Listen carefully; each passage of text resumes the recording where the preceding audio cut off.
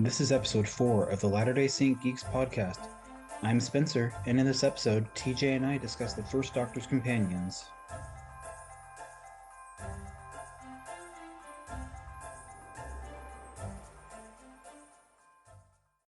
Welcome to another episode of the Latter-day Saint Geeks podcast. I'm Spencer, returning host, and I've got TJ back with me, a veteran of the Latter-day Saint Geeks. Thank you for having me again. I appreciate it. Always a pleasure. We're back with another episode about the First Doctor. Last time we were together, we talked about the First Doctor's adventures and our favorites. This time, we're going to go through some trivia and we'll say critiques and thoughts on some of his companions. But first, like we do every episode, we're going to share something that we liked this week or that we'd recommend. So I'm going to recommend the 1990s Spider-Man animated series. I just finished it recently, and honestly, it was a bit of nostalgia and made me appreciate some of the MCU heroes a bit more, getting them from another perspective. And at one point, a couple points actually, it crosses over with the 1990s X-Men cartoon, which is getting a sequel or continuation on Disney Plus whenever the heck that happens. I'm really excited for that one. I enjoyed the X-Men series, but I know I haven't watched much of that Spider-Man, to be honest. So now that you mention it, I might have to go back and watch that one as well. I mean, I doubt it'll be too relevant for X-Men 97, but you never know. I doubt it, but I think that it would any be. of those heroes are fair game. It's still nice to. You're recommending the Spider-Man show, so I think that's one that I didn't really watch too much of. So it might be nice to watch it just Oh to yeah. just to get the Spider-Man feel again. My recommendation is a video game this week. I've been living my life playing Tears of the Kingdom, the Legend of Zelda Switch game. It was released back in May. I got it for Father's Day, and I have pretty much spent all of July up till now playing that game. And I would definitely recommend it because it's got a lot to it, and it's a lot of fun, and it's been a nice escape from the real world. The real world. Can't Yeah, recommend that's that not the right TV now. show we're talking about right now. No, I was just gonna say I can't recommend the real world. I don't recommend the real world normally either. There's no I such mean, thing. It doesn't exist. just walking outside today here in Texas, it's considered a cool day when it's in the 90s. So even just for that fact, can't recommend the real world. I mean, and you've got that humid heat. It's a very dry heat here, but in the mid 90s, it was hot and ugly. Mm-hmm. So, but let's start talking about something a little more relaxing then, Doctor Who. Oh, well, some of them are relaxing. Um, so as Talking about Doctor Who is relaxing. it's true, it's You don't true. have to watch it, just talking about it. Relaxy waxy. Yes, relaxy taxi. That's a Friends reference. Yes, but we're not talking with yes, Wrong that's show. Sorry, back on the right show here. neither here nor there. Anyways, as we mentioned, we're going to talk about the First Doctor's companions, who we liked, who we didn't like, and who was kind of just meh or forgettable. So I know I've got some trivia lined up for each companion, and you said you do as well. So we're going to I'm not have going a to say little bit of trivia fun. for each, but I just have trivia, or I have thoughts and trivia for some, I should say. That is okay. I'll take what I can get. There you go. So the obvious to me start is to go with Susan Foreman, the Doctor's granddaughter. She joined the Doctor, as far as we know, back on Gallifrey. We see in a flashback in The Name of the Doctor when Clara's talking to the first Doctor that Susan's walking into the TARDIS as well. And she stays with him until he leaves her in 22nd Century Earth in the Dalek invasion of Earth. And last we've seen of her, she was in the she was in the The Five Five Doctors. Doctors back in the Fifth Doctor era. But there are rumors that she'll return for the 60th. Very, very unsubstantiated rumors. So I don't think they count as spoilers here because they could be No, nothing. that's it's rumor. Rumor and spoiler are two separate things here. Yeah, there's no need for River to shout out spoilers here. Nope, nope. She wouldn't. No, she'd. Anyway, we'll leave her and Susan on the 12th Doctor's college desk, anyways. But I think that's one of the coolest things about the 12th Doctor's college desk because he has pictures of two people who he clearly loved, one of which is River. And if you know that story, you know why that's sad and touching. And we're going to talk about River. We she probably could do a probably whole, have her own episode when we get to 10 and 11. she deserves her own episode, definitely in my mind. But with Susan being and the other picture that he has on there, I think was a wonderful touch in the 10th season of Modern Doctor Who because she is the first companion in that aspect because we know she was traveling with the Doctor well before um, well, well before Barbara and Ian Hmm. dim-wittedly end up in the TARDIS and get kidnapped by the Doctor, basically. Well, we have references, and we won't get into this too much here, but there are references in that first episode that they've been to plenty of other times by that point. Yep. I want to say not the French Revolution because they go there with Ian and Barbara, but there are some other times that we get referenced that they've already been traveling around a while before we ever get to 1960s London. Nope.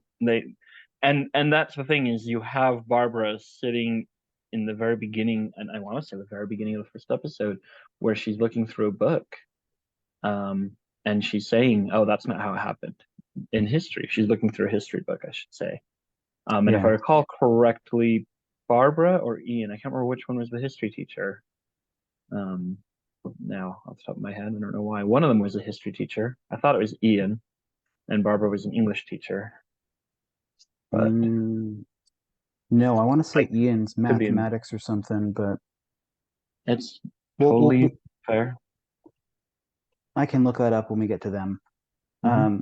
But I did a character spotlight on Susan after watching the Dalek Invasion of Earth, and I made note that there are two references made on screen to places they'd visited previous to 1963 London, and Hmm. one of them, modern Doctor Who fans might remember that the 11th Doctor tells Clara that he had brought Susan to Akatan. And I Really, know is Akatan mentioned at that point then? Was no, it's Akatan? no, this is in the episode Rings of Akatan Oh, in that Rings of Akatan, yeah, the 11 11th Doctor mentioned. mentions that he brought his granddaughter Granddaughter. there. So presumably Susan, though it's I been can't alluded imagine to that it's he anybody else. Yeah, but Nine did say he other was children, yeah, grandchildren. but But I do think that most likely they had stayed. It's him and Susan. The yeah, Doctor and Susan specifically are the ones that run off. Why they run off, I don't ever want to know. It's one of those things where it's like I don't want to see a it's better prequel. to wonder. But Susan, as I've gone through each of the different characters, I did try to do each of the companions, I should say. I did try to do a an analysis of their pros and their cons. And with Susan, I did like how much she was still curious when even though she knew a lot about wherever it was they were. Not all the time, but there are plenty of times where she seems to know a lot about stuff. Um, not quite as much as the Doctor, but she also is quite curious. And while that curiosity would quite commonly put her into distress, it also made it so that she would, at least somebody would trigger the story, right? So that she wanted to see what was out there. She didn't need to stay in the safety of the TARDIS. And I think that that does speak a little bit to her bravery, to her being brave in that aspect. Yeah, she's definitely the screamer of the first few Yes. couple seasons. but that didn't stop her from doing adventurous, brave things. That's my con though, is screaming. Lots of screaming. So That much is all my screaming. that's my all my notes because that's all I can think about with Susan is there's something, oh, let's scream at it. And I don't I'm glad that we're past the days of screaming companions The damsels because in distress. Adams was in distress because um she is she's definitely the first one of a line to do that. Um of Gosh, a I'm line just getting to companion. Victoria and I'm not looking forward Let to yeah, how let's much of a stick with screamer First she is. Doctor. Yeah, that's Yeah. a conversation for another episode. For another episode. Yep. I'm trying Um, really hard to stick with just the First Doctor. So, I mean, I easily can have made like three or four other references, but Susan herself being a companion, it was nice for her. It made the Doctor, it humanized him to have a relative, somebody he cared about because of what he does. She helped make him grounded throughout their time in the TARDIS. which is funny because, and I go into this more in my blog post about Susan, but that we aren't don't even have confirmation that she's a time lady or that she can regenerate or that she's even literally his granddaughter. Yep, It there's no true confirmation there. doesn't help that, the Time Lords weren't a thing when her character was around, but you never know. She could regenerate. She could come back. Now, I Her always understood that the Gallifreyans were the people, but Time Lord and Time Lady is something they became over time. Yes, but, and this is getting a little bit off topic, Mhm. if she's literally the doctor's granddaughter and the doctor is the timeless child, then she would genetically have some of that regeneration in her. Yeah, let's not talk about the Timeless Child. That's a conversation for the 13th Doctor. Yes, it is. So we got a long way to go before Long then. way until we get to that. So Susan herself, I don't know if you were doing this rating of I kept it my ratings to a Three uh options. three status options, yep, of yay, nay, or just okay. For Susan, I put her as okay because of the fact that she did she did try. Hmm. Again, a lot of the time she is there to be the damsel. I mean, there's um the whole Marco Polo episode where it looks like it could finally end because that felt like a long episode Oh story. my gosh, let's not And talk too much then about she Marco does some Polo. and then she does something stupid and gets kidnapped again. Of And it course. just felt like her character was there sometimes to just be kidnapped. Yeah, she got kidnapped a lot. So that's why I left her at okay. I can't say yay. If she comes back, I think it's a great homage to the And past and yeah, recognition of it. So I'm okay with that. But again, her character, she just did not. I feel like they were still learning and growing as a story and as yeah, writing at that point. So I'm sure they could do better with if they were to redo it. Of course, we wouldn't be able to talk about it right now. yeah. Um, no, I agree. I put her as okay as well. Mhm. Kind of just that neutral, like there were some things that Mhm. were really annoying, her screaming, damsel in distress, being kidnapped all the time.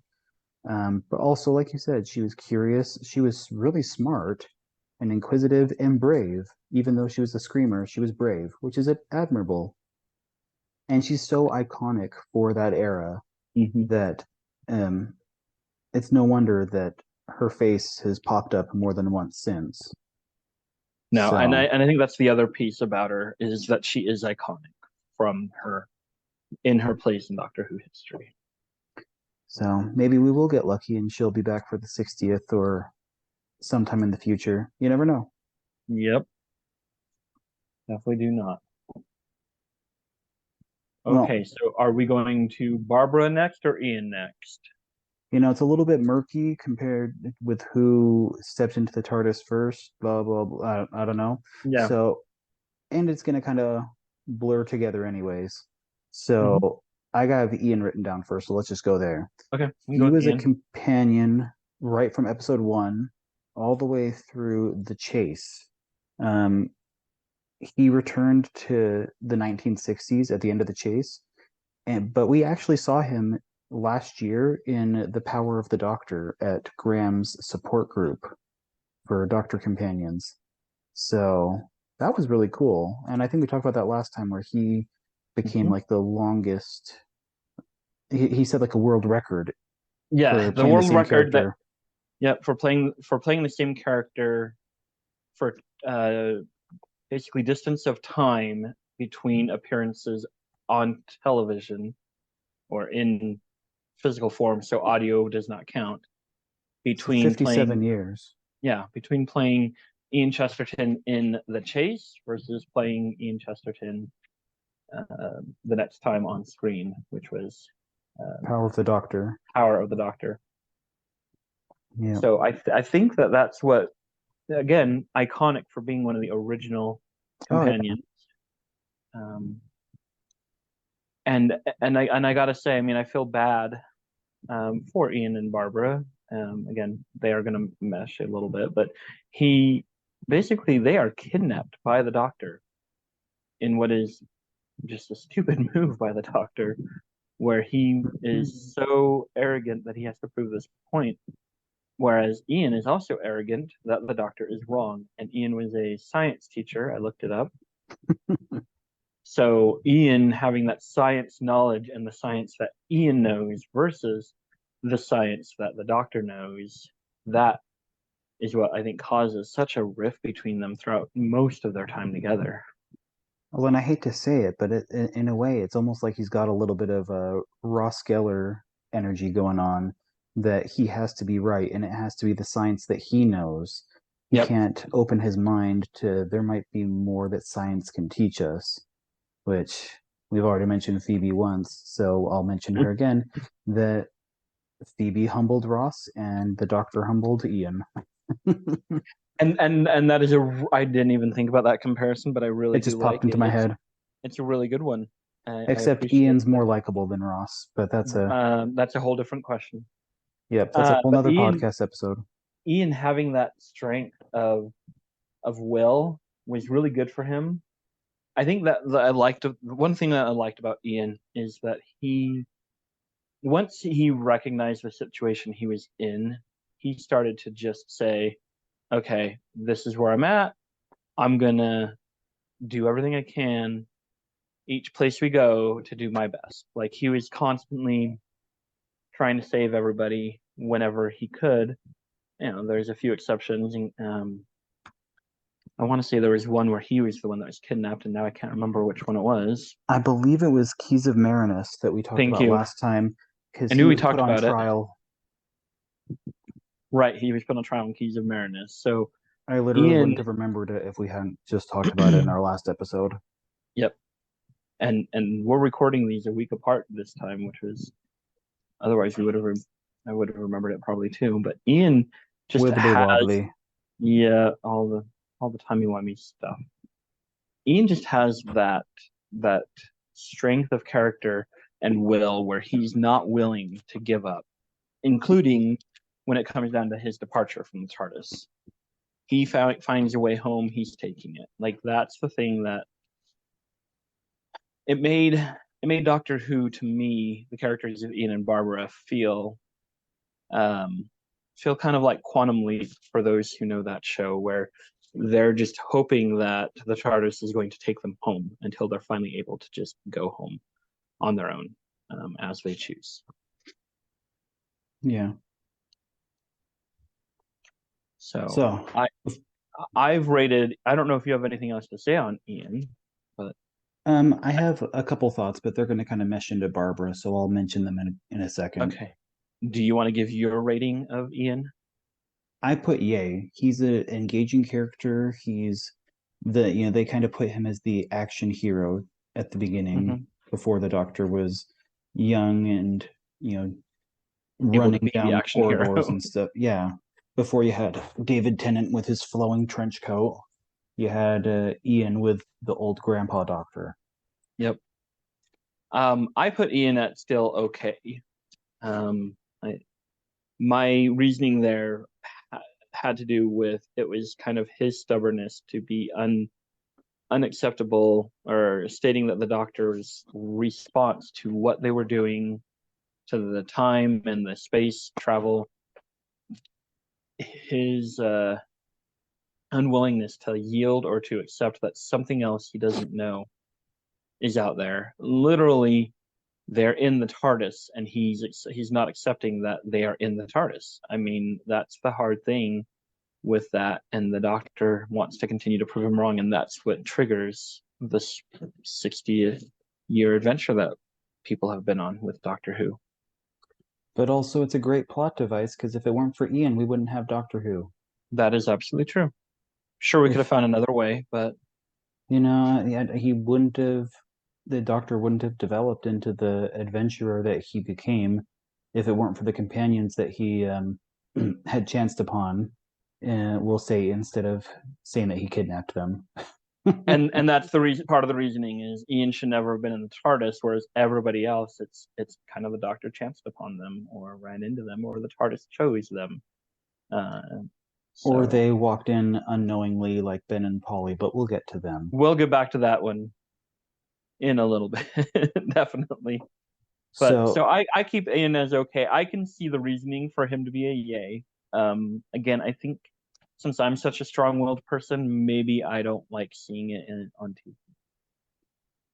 I'm just going to put this in there as well that we're both writers. So from a writing perspective, he's a plot piece and he moves it along Mm-hmm. in a way that I don't they I mean they could have been creative and found another way to get Doctor Who going, but it was a good way to get the It series was going it the was way a they great wanted way to. to get it going. I mean, and essentially we say that they were kidnapped, but they really weren't.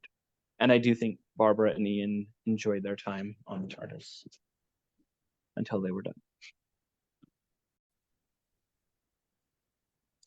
So moving on to Barbara, again like Ian, she was in the An Unearthly Child all the way through the chase, and she returned to the 1960s with Ian. Um, she wasn't in Power of the Doctor like he was. I don't recall if the actress is still alive. The actress passed away. Okay. But in universe, it was referenced in the Sarah Jane Adventures that Ian and Barbara were professors at Cambridge. Um, they were rumored to not age, according to Sarah Jane, but as we saw with Ian, that was just a rumor. Right, very clear rumor. I So, I do think that is a little odd that is an inconsistency a little bit in the Doctor Who-niverse, I just mean, because she he was admitted. the he was at Coal Hill supposedly when Clara was teaching. At least he's referenced at it. So I looked that up as we were talking about Ian, and he was Mm-hmm. chairman of the governors. And I don't Oh, know how okay. British schools work, but I assume that's like the school district or the trustees or something. Yeah, I think that's more like superintendent. I think because it's above So headmaster. yeah, the headmaster was on there too, and it's not a name that I recognize, Coburn. So, but yes, Ian was referenced there, or I Chesterton was, but that's all right. Well, there could be another I Chesterton. Maybe him and Barbara had a son, you know? Yeah, possibly. Yes. Jacqueline Hill, who portrayed Barbara Wright, she died in 1993. Oh gosh, So, I so thought she not. was alive in recent years, but apparently not. No, Um, there have been a couple companions who passed away. In I just didn't think she was one of them. Yeah, no, unfortunately, no. But Um, she was on my yay list because I mean Go she ahead. had inquisitive the inquisitive nature of Susan with a little bit of the screaming, but not near as much. And her maturity and motherly nature towards Susan kind of won out over her screaming. And to be fair, when a robot comes at you with a plunger and you start screaming, I think that's okay. I will never say that is not okay. Like, I mean, that's you gotta admit, as creepy as or as kooky as that might be to a lot of people, be like, "What you gonna do to me?" Yeah, I'm sorry. If a robot comes after me with a plunger, A robot could come it after it me with knows what it's doing. anything. Doing, I Yeah. think. So, Barbara is honestly my first nay at this point, and my reason behind that is Barbara, unlike Ian, never seems to accept their reality. Other than she knows she's with the doctor, she knows she's traveling in time with him, and she accepts that. But every time it felt like anytime they got in trouble, she was annoyed and she was just done with it. And it got very tiresome to me. Um, and on the flip side of that, when she's enjoying life in the Aztecs because they treat her like royalty, she almost abuses that power to change the course of history. Um, That did lead to an interesting story. Well, I won't say a story because it wasn't even on our top list. But she was the concept of changing time and what was appropriate and what wasn't, mhm. I liked that aspect in the story, and that the doctor was just, you cannot do that. That's not okay to, especially something so big. yeah. When this is their rights, and this is what they're in their religion, you can't just changing something like that in any religion in that aspect is a huge change. Um, and I think that's why I was done with Barbara when she left. I was okay with her going. Similar to Susan and Ian. Had Ian stuck around, I would have been okay with it. Had Susan stuck around a little bit longer, that would have been fine too. But Barbara was the one where I was like, I am ready for her to go. I feel bad because she is classic in her own way. She has her iconic feel to her, but I have a hard time trying to come up with remembering something that she did that was so great. Aztecs is the very first Doctor Who, classic Doctor Who, first Doctor story that I ever watched because it was the only one on Netflix back in 2014. But and so I didn't like her in that one as it was. But then you get on to the rest of the stories that I've seen. Them, I've gone through all the stories of the show with her now, whether through um, BritBox or audio reconstructions that are through Audible. And I just am not. I just could not become a fan of hers. I don't know what it was. No, when you put it that way, it makes sense. Um, Maybe I just pair her with Ian too much. I don't know, or maybe it's just because she's iconic. And you're by all means allowed your opinion. That's the point of it, right? And we don't have to agree on everything. I know there are plenty of places where we do agree, and I know there are plenty of places where we don't. So, But and that's basically, that's what I'm hearing is that she's to you what Amy Pond is for me. yes, I cannot believe you don't like Karen Gillan. Oh, We had this conversation last time, I think, that I like oh, Karen Gillan. I know Karen Gillan in Doctor, and that's fine. And again, you're allowed that opinion. I fully support you having that opinion, of course. We've We got a can while before we agree. discuss Amy Pond, thank goodness. Yes. So let's move away from Pond and move on to back to Barbara, or since we've kind of both rated her, I do think there are some wonderful things about her. Again, I was done with her. I was done with her being done with everything. I'm like, just go walk away and live your life in the French Revolution at this point. You're if you're that done with everything, what are you gonna do? You can't do anything. That's the problem.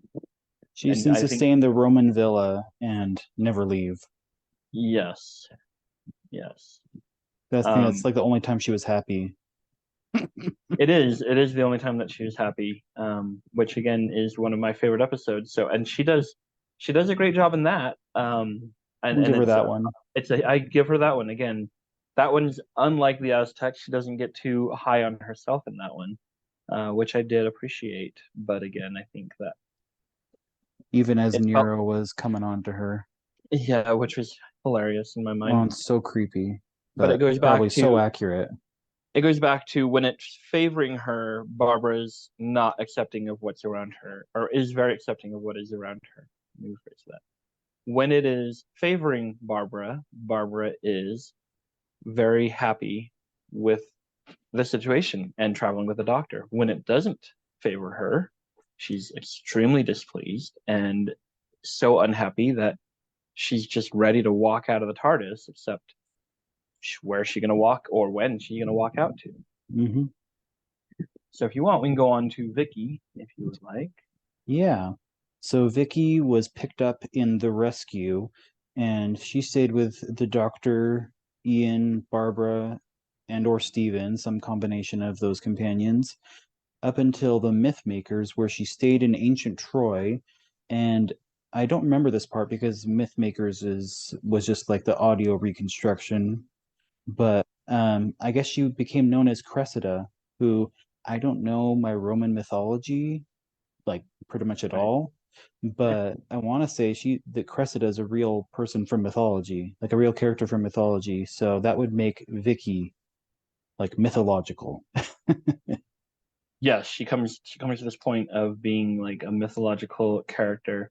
Um, Cressida is a character in the Trojan War, which the Doctor basically helped start.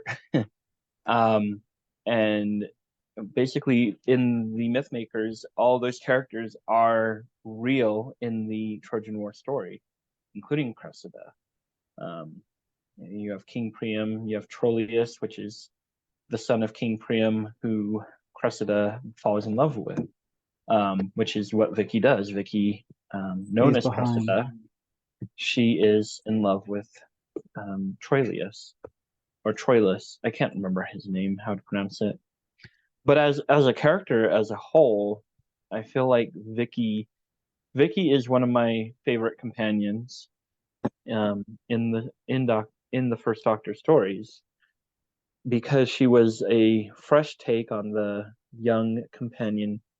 She very much had this granddaughter type feel to the Doctor after He as even a replacement. mistakenly called her Susan a few times, I think. Yes, the One of those things he was character about, but that's a absentmindedly different did, story. and I'm pretty sure the actor did as well. So that is why she was called Susan a few times, and the mistakes in calling her Susan fit within the character of the Oh Doctor yes. missing his granddaughter. But he also, especially when you get to the Romans, they rescue Vicky. They just say, "Hey, you're coming with us if you want," and she's like, "I've got nothing else," so she does. Back up Um, a second. You said the Romans. Do you want to I said restart the that Romans. sentence with the rescue? Yep. When we meet Vicky in the rescue, she becomes she decides to go with the Doctor because she has nothing else left. Her the last few months of her life at that time had become a lie, and she takes on this granddaughter role in such a great way, so that when they do go to Rome, she becomes the Doctor's. It's almost like the Doctor needed, especially the first Doctor, somebody to protect, and Vicky became that person at that time. Yeah. And she just created not just a great relationship with the Doctor. She had an okay relationship, I felt like, with Ian and Barbara, but then she gets a really good friendship with Steven. And so I felt like she stood out different from Susan. The con for her is she does also take on this damsel in distress role a few too many times. She's screaming in her own right as best as she can, but you can tell that some of the stories were written with Susan in mind initially or come up with, and she just took on Susan's role. But she did try to stand out and be different, and I think that was a really good thing. One bit of trivia: you don't ever hear it throughout um, her time in the TARDIS that we see on TV or hear through the reconstructions, but her last name is actually Pallister, from what I've been able to gather, That's and what that's not something the that Doctor Who everybody wiki knows. says. So Yep. And that was used, I think, in something else altogether, but it seems to be more official than unofficial. It's just never Hmm. stated in the TV series. So, Yep. which I thought was odd because I thought that was the name of, I thought her father's name was said during the episode of, now I can't remember the episode's name, The uh, rescue. The Rescue. I thought her father's name had been mentioned, but I could be wrong. Someday we'll go back and rewatch them again, and we Yep. can confirm it or not. Yes. That's fine. The Rescue's one I can handle watching again. It's only a two-part episode, so. But what is my take on Vicky in the end is definitely a yay. I could have handled her sticking around and having more adventures with the Doctor and Steven at that time. Yeah, she was a yay for me too. She had the, damsel in distress role that Susan had, but I felt like she was more mature. And I mean, we said that Susan was inquisitive, and that was one of the pros for her. And I think Vicky took that to another level where she wasn't just smart, and Susan, in some ways, knew she was smart because of her upbringing, but Vicky just had this thirst to learn from the Doctor. Exactly. She wanted to learn. Again, Vicky is so while Ian and Barbara are from 1963 England, Vicky was from the future. So she No knew a earlier lot. than the 25th century, it looks like, based on the Yeah, Doctor Who wiki. that's what I thought. But so again, she's from the future of in our time, and so while she does know a lot, she's still wanting to learn a lot because she doesn't know Yeah. all the history like Susan did because she hasn't gone and lived it until she becomes it. Mm. I mean, even the 1960s, that's like 500 years in the past from where she's from. So, Yep. And it's very easy for history to be wrong from the future's perspective in that idea. I mean, we get things wrong about US history all the time. That's not even 500 years old. No, Um, no. I mean, when you look at, well, yes, as a country, as an official country, yes. well, yes. All right, you ready for Stephen? Yes, yes, I am. So Stephen joined the TARDIS on during the chase and stayed all the way through the Savages, where the Doctor kind of assigned him to stay behind and rule over the Elders and the Savages, which was kind of awkward in my. Like, it just kind of granted that episode is one of the audio reconstructions at this point, but it was an odd like assignment for the Doctor to give, which I didn't quite understand why, but I'll wait for a time traveler to bring a complete video of that episode so I can watch it more completely. I definitely do not disagree. The departure for Steven is extremely odd. It felt very out of nowhere. Um, So it's like, listen, oh yeah, you're the perfect person to rule these people. It's like they get no rationale. Like I don't feel like there's any growth leading to that point. and with Steven randomly leaving the TARDIS for that, listening to Peter Purves speak about his departure from the TARDIS, he didn't want to go.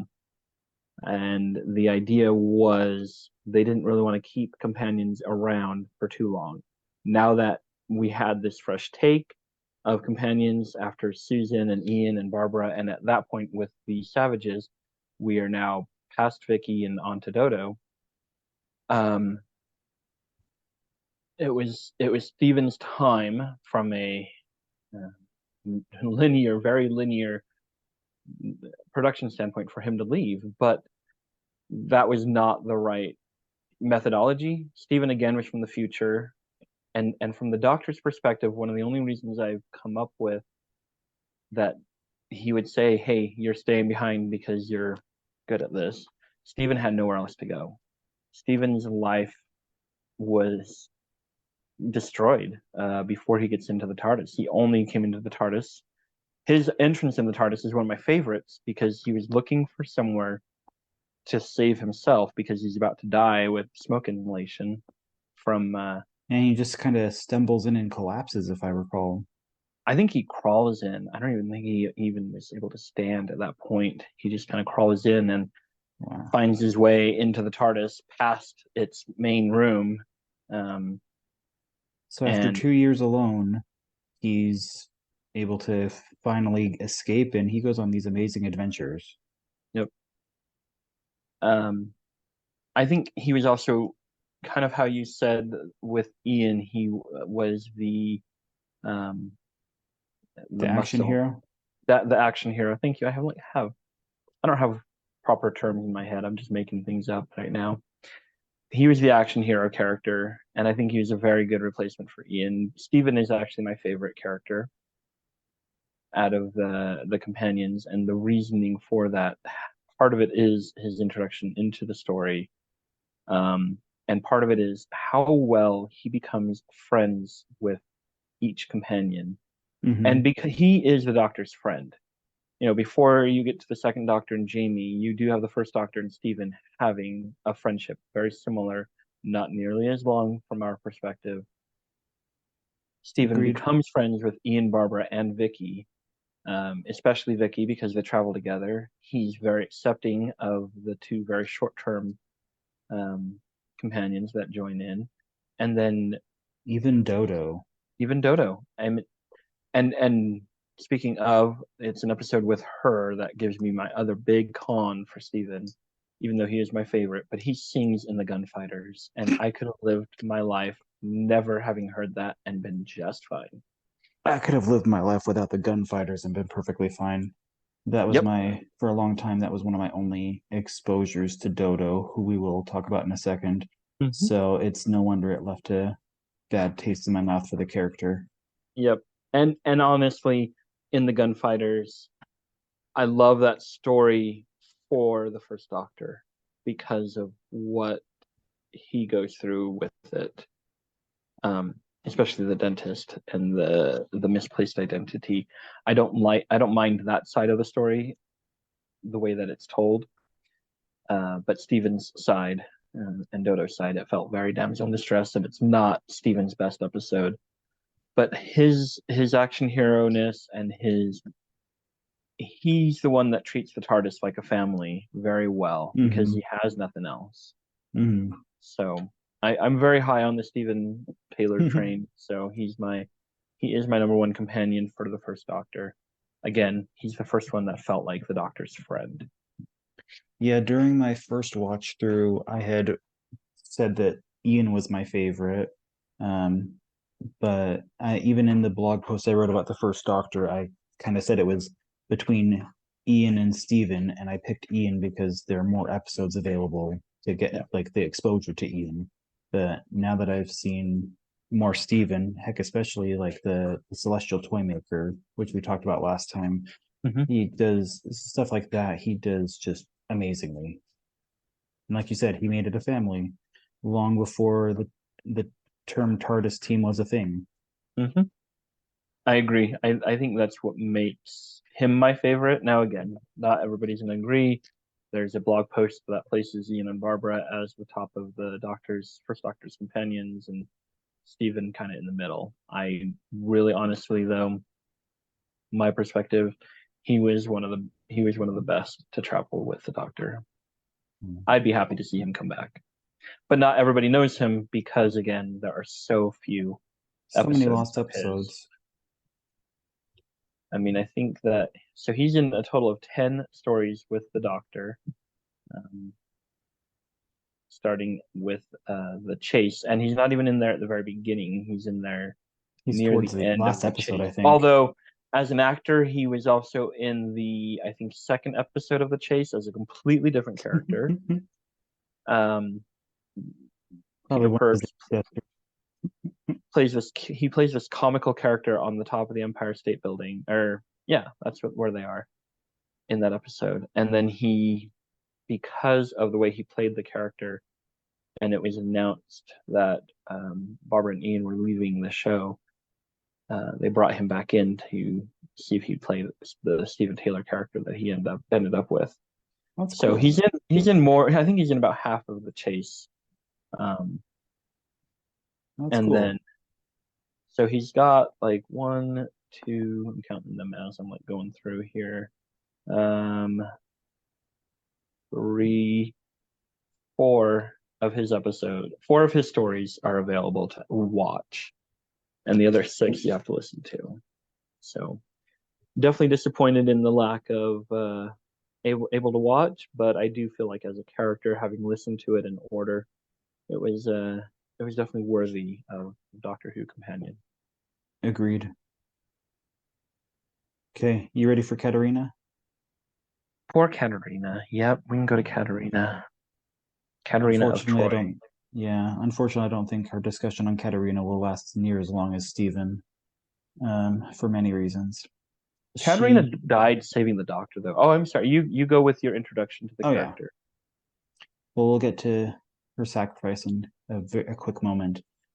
She joined the TARDIS team at the end of the Mythmakers, and then died sacrificing herself to save the Doctor during the Daleks' master plan. Um, the hardest part for me with Katarina, despite her noble sacrifice, is that her episodes are like I don't think I was able to watch any of them during my They first don't. go around. Even like there are some like random scattered episodes out of the Lost Stories, and I don't know if any of hers are even partially available. So I went through my first watch of classic Doctor Who, not knowing her at all, or Sarah Kingdom, who we'll get to in a second. I barely knew who Polly and Ben were. Yep. Um, I believe that Katerina is in the second episode of the Daleks' Master Plan. I don't think she dies in the first one. Yeah, And I in the think she's second, in a couple of them. so in the second episode, that is the only episode with known footage that she is in. Yeah. Again, I think she's in a total of only four episodes. Not Um, stories, episodes. yeah, which, for Doctor Who, that is very little. Um, I don't think they knew how to treat that companion, given that um, she was non-technological. I mean, coming from Yeah, ancient Greece and Troy, she does not know anything about literally anything. The TARDIS is literally a blue box to her, and her departure from Troy, I think, was a little difficult. Her departure from the show, although sad, it's very noble. yeah, And I would have been okay. I mean, I feel like with the Fourth Doctor and Leela, you get a very similar character in a different aspect. yeah. I mean, if Leela thinks that a yo-yo is keeping the TARDIS moving, I can handle. I think they could have come up with something for Katarina, but they just didn't know what to do with her, and it is sad. But I do think that she would be a character. I put her as an okay because I would have been okay with her continuing. I put her as okay, but mostly because of her stories being her tenure being so short and her stories being lost, that to me it's sad, but she's kind of forgettable because I just have such little exposure to her, Yep, she's very which forgettable because will, nobody knows. yeah, it'll be the same thing in a moment when we discuss Sarah Kingdom, that she's just around for such short a time that she's forgettable. Why don't we just go ahead to Sarah Kingdom because we both kind of placed Katarina at okay because there's a lack of moments for Katarina other than her sacrifice. I mean, one more thing I'll say about Katarina is, Mm-hmm. like we said, that Keys of Marinus was kind of a precursor to the Key to Time. Mm-hmm. Maybe Katarina was a precursor to Leela. The Doctor Who learned how to incorporate these things that didn't quite work in the first couple Doctors into the most successful era of the classic Doctor Who. Mm-hmm. I definitely agree with that. And I thought that too. So just just occurred to me. But yeah, let's get to Sarah Kingdom. She was only in a portion of the Daleks' master plan, so I debated even putting her on the companion list. except that it was multiple episodes, and um, she traveled from place to place, if I recall. Again, She most of the does. Daleks' master plan is lost, so I had a hard time following it.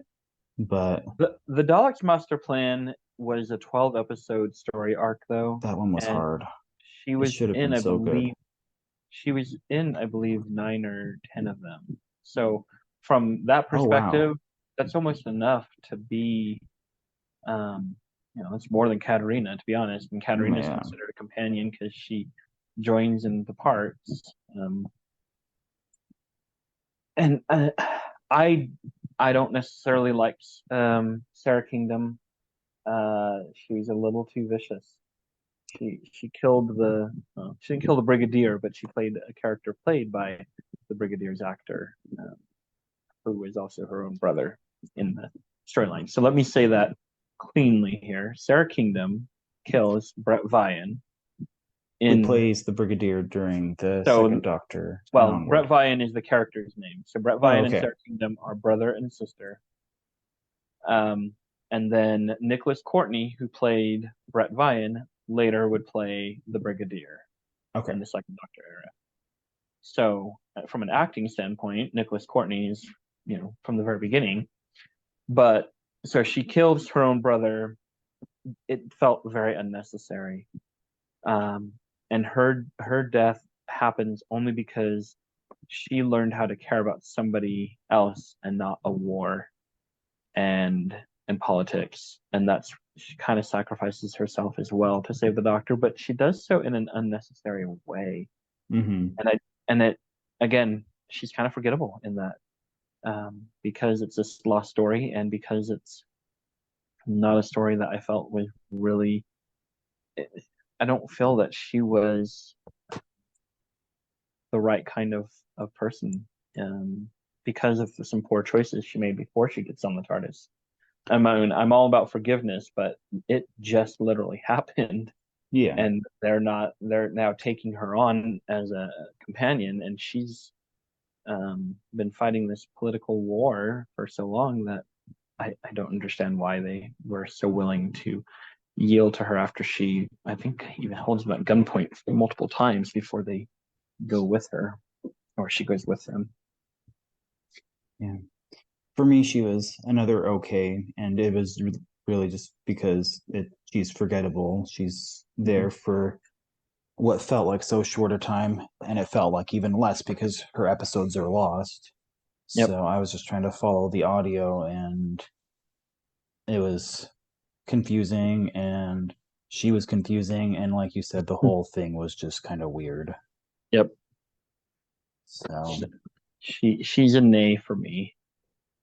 So let's get to your one of your least favorite consistent or continuing companions, unless you've changed your opinion on it. nope. We're gonna talk about Dodo next. Uh, so Dodo, my least favorite on the list. Um, she came into the story at the tail end of the massacre of Saint Bartholomew's Eve, otherwise just known as the massacre, because that's a really long, lot of syllables going on there. Um, she stayed in the TARDIS through the War Machines, and then stayed in the 1960s at the end of the War Machines.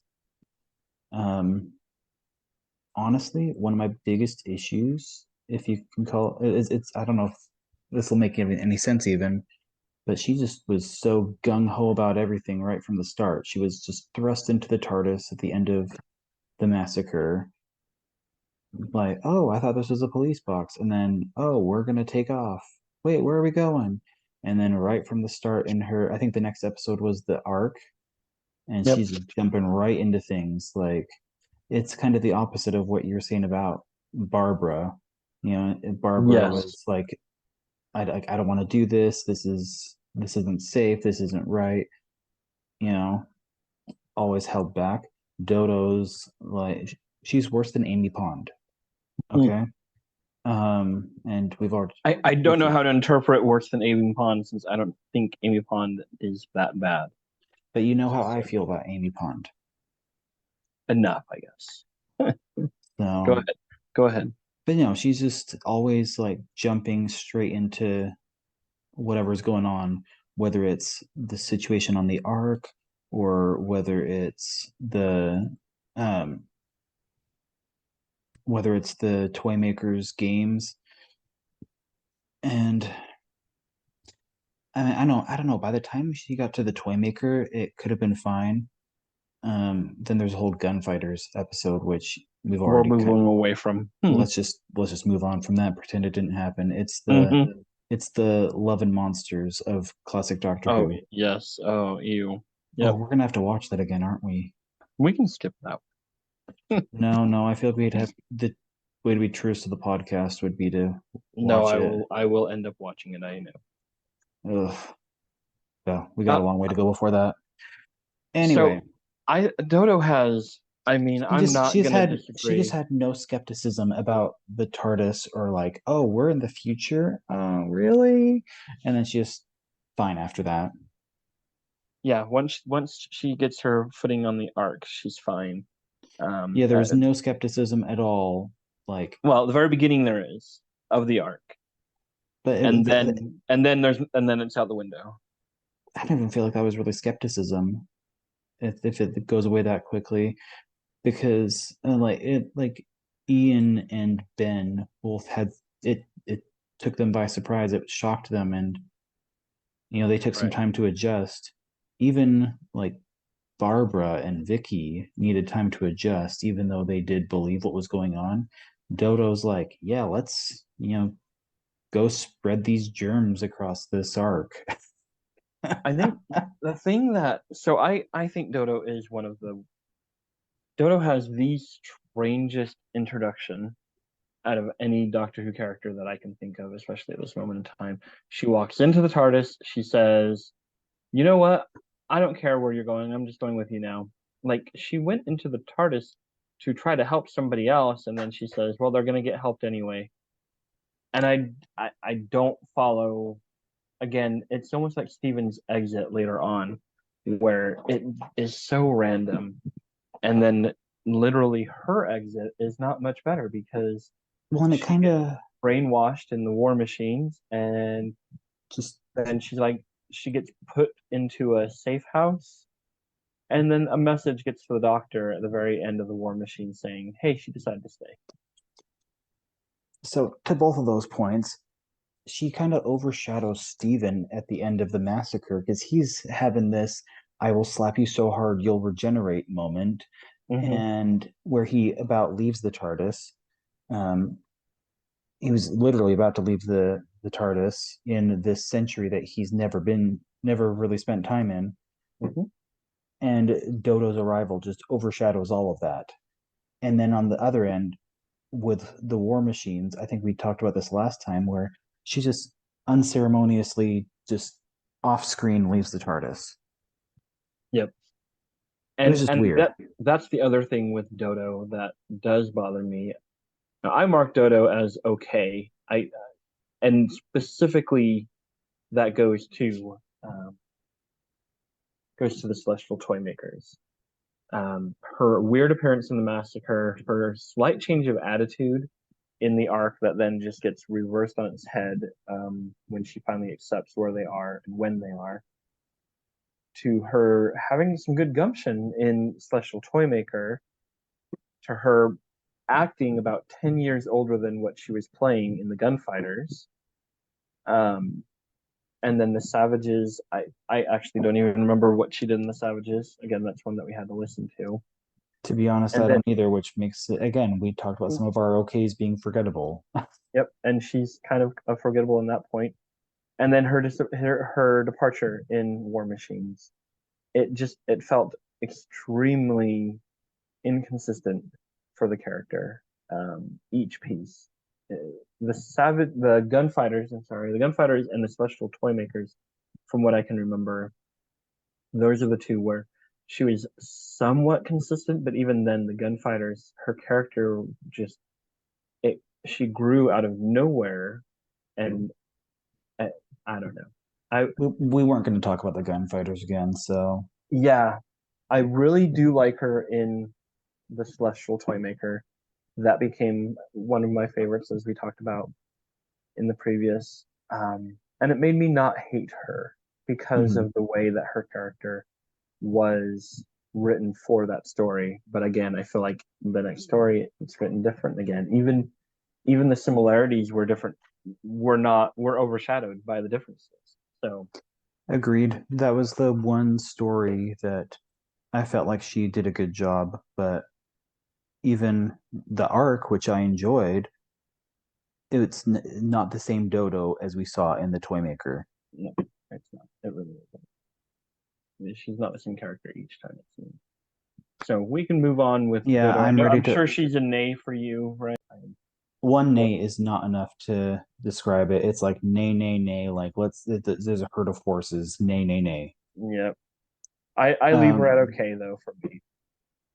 well, let's move on to the first Doctor's last companions, Polly and Ben. So I'll start with Polly. She was introduced in the War Machines and stayed on through the Doctor's regeneration into the Faceless Ones, and where she stayed in the 1960s, actually the same day that they had left. Her and Ben returned to the same day that they'd left in the War Machines. Now we're going to talk about just Ben and Polly with the first Doctor, right? So it goes to his regeneration, and then we'll talk about them with the second Doctor again, Sounds right? great. Sounds Okay. great. So I, Polly, I like to an extent. Um, she's very strong-willed. She's not the kind of character that you would usually see. Um, she's very different compared to Dodo, I Vicky, and I feel like she's who Barbara could have been. yes, definitely. Which is You know, funny 'cause- because unofficially or officially, however you want to look at it, Polly and Barbara have the same last name. oh, I totally forgot that. That's right. That's Uh, right. She They're was both she, rights. she's listed as Polly Wright. Everywhere I've seen her name listed. Otherwise, she's just Polly. But Barbara Yeah, is I Barbara hadn't pulled up Wright. a last name for her, but you're exactly correct. They're both So last name right. so common of a last name. I'm sure there's no relation, but maybe they're like seventh cousins or something like that, or even third or Yeah. fourth cousins. Even back then, they wouldn't have known each other. Um, and so she was really good at following through with what she was going to say she was going to do. You know, she Mm. goes and like cheers up Ben in that very beginning of her of their debut with the War Machines. She kind of has this. She's not really the damsel in distress, just because to me because she is brainwashed, and it's she doesn't know that she's in having a problem with the War Machines. Well, it's Um, like when Ian got put on trial. Like, it's not his fault he got put on trial. It's not yep, Polly's fault that she got brainwashed. no. Just because they need rescuing doesn't make them a damsel in distress. I do think a con for Polly for me was she had a very strange treatment of Ben. Um, like she kind of liked him, kind of didn't, is how I could see it. And in those first three stories, literally only three stories of the first Doctor, um, she just doesn't have a whole lot of positive relationship with him. Again, she barely knows the guy, to be honest, in the starting in the War Machines. And by the time the 10th planet rolls around, they've kind of been traveling a little bit. Um, the actress that portrayed Polly, um, and I think I'm pretty sure she is still alive. Um, said that The Smugglers is one of her favorites, and she's sad that it is um, not around to watch. See, and that's why The Smugglers is one of my forgettable ones, is because Yep, it was just so hard to quote hard to unquote follow. watch in audio form. Hmm. Before we go any further, I did look up the Polly Wright thing. Hmm. Um, so her last name was never appeared in any televised episode. Right. It's only in other media. It was in notes for the character's creation, I guess. Hmm. No reason, we don't know why the name was dropped. Um, or why it was never used. But um, there's no indication that she's related to Barbara. Right. So in fact, there's some the whoever wrote this on the Doctor Who wiki speculated that maybe they didn't want to people to make that connection and wonder if they were related. I mean, by that time, I think you've already had enough changeover with writing that they might have forgotten that Barbara's last name was Wright. It's Hmm. very easy to. I mean, a lot of people point out inconsistencies in TV shows and movies and what. Well, movies are independent, but TV shows where they say, well, this character did this then, and they do something else later. Well, it's because it's probably most likely not the same writer, not the same person who's writing the Hmm. story, or even if it is, there's not they're not as big of fans where they can like just live and breathe this show, especially back then. Well, that's why When Doctor you don't. Strange Multiverse of Madness didn't connect to Spider-Man as much as I wanted it to. It's because they're different writers. Yep, Just because it's the same studio doesn't mean that everything's going to mesh the way that I want it to. agreed. Um, and I really felt like it was an interesting way to tell her story, um, to introduce her. She's this. Yeah. So Polly was the professor's personal assistant in War Machines, but she was also good friends with one of the bartenders who, tried to use Polly to cheer up Ben because he's about to be shipped out, which we see at the end of War Machines that he's about to go, and then they get into the TARDIS to inform the Doctor about Dodo's departure. And I like that she is someone who is trying to just keep people happy in a way, and positive, not let them be not let them be, let them be themselves, but try to help cheer them up if she can. Well, and It's in it's her not like nature. that we talk about toxic positivity or whatever Hmm. nowadays, and she doesn't, and it's not like that. She genuinely, even though she didn't really know him back then, she showed genuine interest and care for Ben Yep. and wanted him to cheer up, not because his sadness made her uncomfortable, but because that's just who she is. And I think that Ben was, um, you know, I think that Polly. Sorry, I'm going to go back to Polly since that's who we are talking about. I was very much okay with Polly. I was glad that she and Ben stuck around when the Doctor regenerates. I think that she was one that had a proper, I don't want to say proper mouth, but she opened her mouth to give her opinion, and she was a strong female character, Hmm. which Agreed. unfortunately most of her episodes are gone. Um, Most of her stories, in fact. I think there's only a couple that. I'm sorry. I think only the War Machines is the only full story we have with her. The 10th Planet is missing its final episode still, minus. Well, no, missing part of the final episode. Sorry. And so I feel like we don't really get to know her as well as we could because of that. And on the flip side, she is a character who was a lot was consistent throughout her time, including with the first Doctor. She didn't need a lot of growth. She needed to react with what was around her. That being said, I think her one full episode with, or one full story with the War Machines does a great job illustrating her character. Mm-hmm. I agree with that. So I put Polly as a yay. Um, I definitely was happy that she stuck around because her character was far more interesting than could have been.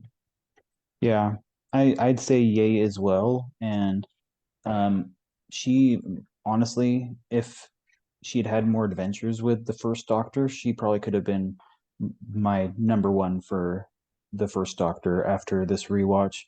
But because most of her, like, she's like 50-50 first Doctor, second Doctor, Yep. I can't really claim she's my favorite for either one of them.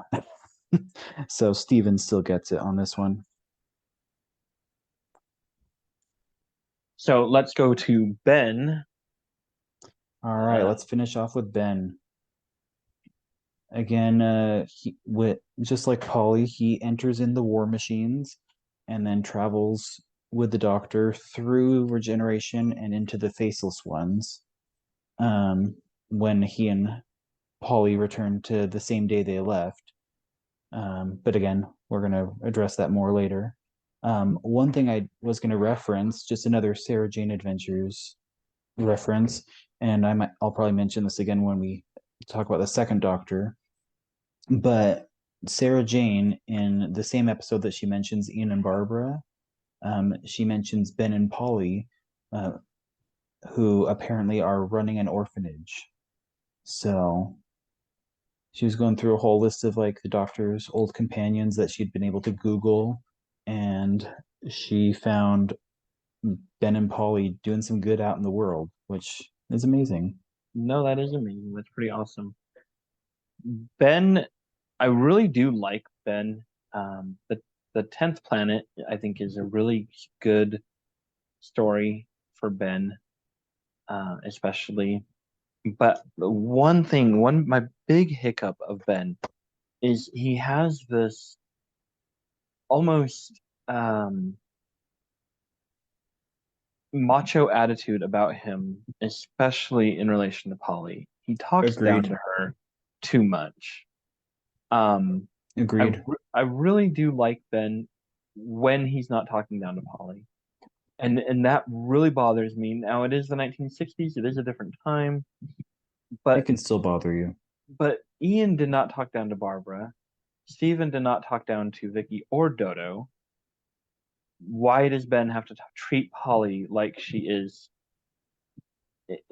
like the way he does? It did bother me a lot. I think that Ben was stereotypical macho with Polly, but I also think that Ben was very attracted to Polly and didn't know how else to show it but to be mean with her. That was the only thing I can come up with for that, and it Well, and really bothers me. in some media they are a couple after they Yeah. leave the TARDIS, so that would make sense.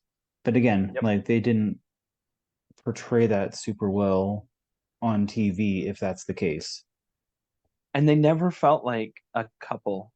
Um, I Exactly. mean, we'll get back to that with the second Doctor, but at this point, they felt like, and I've seen it in different shows or movies where a couple of characters they become more friends. I think Arrow with Laurel, that was one where Arrow is more friends with Laurel because the audience, I think, much preferred Felicity, Hmm. and so I think that that just worked its way through so that they were still friends and they had a good relationship, but it was strictly at that point now friends, no longer former boyfriend girlfriend or no longer boyfriend girlfriend for themselves. They were no longer a couple by any means. With Ben and Polly, kind of had that same feel where they were mostly just friends throughout their time in the TARDIS. Hmm. And even the times he's not talking down to her, I felt like it was still just it was more of just friendship. He really just had this we're friends kind of way about him. Which really should have made his talking down to her more teasing, but it didn't, definitely Mm-hmm. did not come across that way. No, it was rude from the way I perceived it. So, but I do like the character's strength in the fact that he's short, even compared to Polly, and maybe that's why he talks down to her. He's a little intimidated by her height, but he doesn't let his size be a disadvantage. He uses it to his advantage, especially every chance he gets. In the 10th Planet, really strong example of that because he's able to crawl through different things and get to where he needs to go. Well, and he kind of fills that role of that Ian and even Stephen at some points were like just the disbelief, the questioning. And I think in some ways the Doctor Who needed that, especially, and we'll address this when we talk about the second Doctor, but Mm-hmm. he questioned like, oh, are we really time traveling? Oh, is this isn't the Doctor? like, what's going on?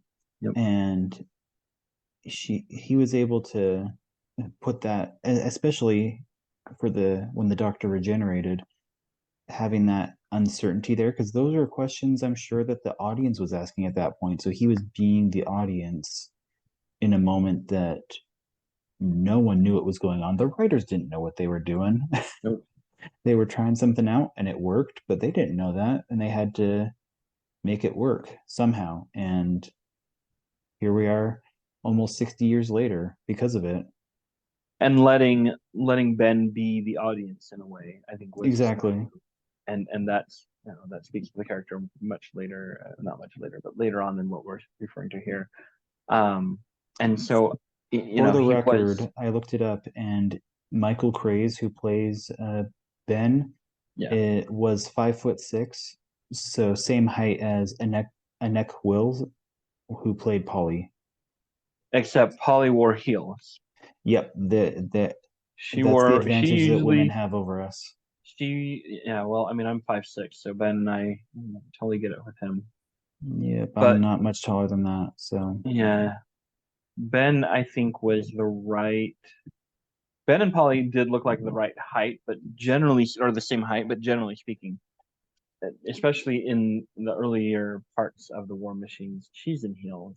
yep, And so she constantly looks taller than him. And they didn't try to hide that fact, that just kind of cool too. which was kind of a cool thing. But oh, I do think removing, and you can't remove it because it's part of the character, but the way that it was written, his talking down of Polly, um, I mean, it can make you dislike him. it makes me dislike him, but I still liked him enough. Um, and we'll get back to it with the second Doctor, but I do like Ben's ability to do the things that were necessary each time, including in the War Machines, when he doesn't know what is going on, and now there's no time travel, there's no different planets, there's some weird machine taking over people. That is all he knows, and he's trying to deal with it.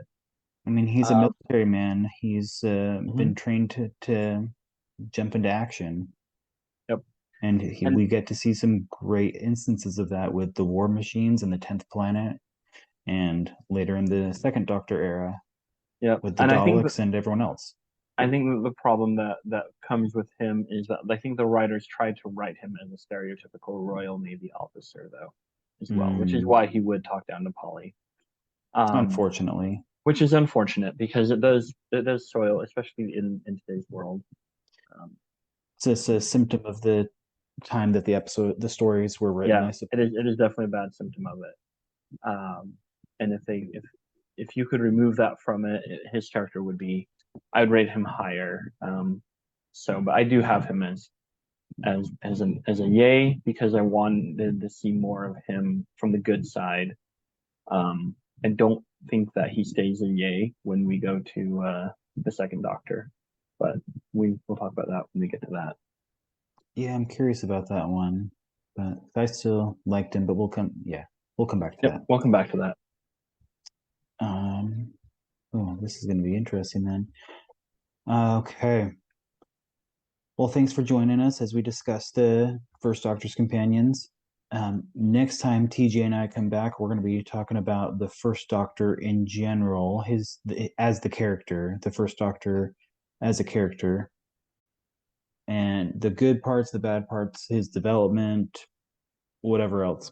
Um, so we hope you'll keep tuning in, keep joining us. Um, I know last time TJ was dying to say his old catchphrase from when he was on the blog, so I'll let him close us out with that. Thank you for listening again. Appreciate being on here. And if you've listened to the previous podcasts or have read any of my blog posts, you will know that alien abductions are involuntary, but probings are scheduled. All right, have a good day, guys.